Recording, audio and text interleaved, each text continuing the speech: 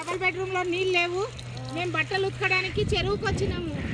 చూడండి మోటార్లు ఖరాబ్ అయినాయి అంటున్నారు. మేము బట్టలు పిండుకుంటున్నాం చెరువులో. ఈ పరిస్థితి మాకు వచ్చింది. చెరువు కూడా లేకపోతే మా పరిస్థితి ఏంది? మాకు ఎంత దారుణము. ఇళ్ళలు ఉంటేనేమో కిరాయిళ్ళలో రండి రండి రండి అన్నారు. కిరాయిళ్ళకి వచ్చినాక ఇక ఈ బాధ, సొంత ఇంటికి వచ్చినాక ఈ బాధ, సొంత ఇల్లుకి వచ్చినాక ఈ బాధ ఉంది మాకు. ఎట్లా చెప్పు, ఎట్లా చెప్పండి? నాగరాజ్ తమ్ముడు, చెప్పు తమ్ముడు, రమేష్ తమ్ముడు చెప్పు తమ్ముడు, పరిస్థితి ఏంది? చెరువుల గుట్టల సిటీలకైనా వచ్చి చెరువుల గుట్టలలో ఎత్తేసి రాయిపాయి.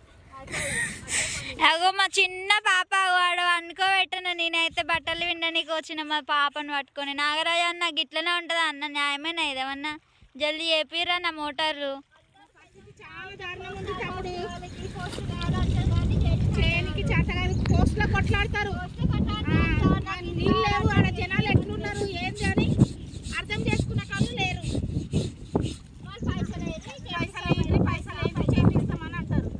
మా పరిస్థితి కూడా ఎంత దారుణం ఉందో. రేపటి నుంచి నీళ్ళు కూడా ఇడికని ఎత్తుకోవాలనేమో. అదే కదా, చూడండి మా పరిస్థితి ఎట్లుందో. ఇట్లాంటి బాధలలో ఉన్నాం మేము. డబుల్ బెడ్రూమ్ లో నీళ్ళు లేవు. మేము బట్టలు ఉతకడానికి చెరువుకి వచ్చినాము. చూడండి మోటార్లు ఖరాబ్ అయినాయి అంటున్నారు. మేము బట్టలు పిండుకుంటున్నాం చెరువులో. ఈ పరిస్థితి మాకు వచ్చింది. చెరువు కూడా లేకపోతే మా పరిస్థితి ఏంది? మాకు ఎంత దారుణము. ఇళ్ళలు ఉంటేనేమో కిరాయిళ్ళలో రండి రండి రండి అన్నారు. కిరాయిళ్ళకి వచ్చినాక ఇక ఈ బాధ, సొంత ఇంటికి వచ్చినాక ఈ బాధ, సొంత ఇల్లుకి వచ్చినాక ఈ బాధ ఉంది మాకు.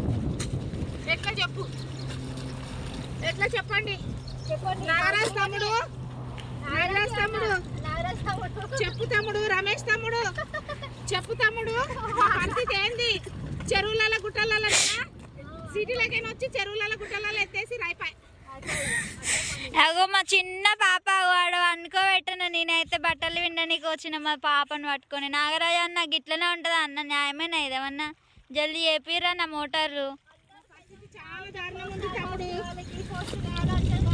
చేయనికి చేత కాదు, పోస్టులో కొట్లాడతారు. నీళ్ళు లేవు, ఆడ జనాలు ఎట్లున్నారు ఏంది అని అర్థం చేసుకున్న కళ్ళు లేరు. పైసలు చేపిస్తామని అంటారు. మా పరిస్థితి కూడా ఎంత దారుణం ఉందో.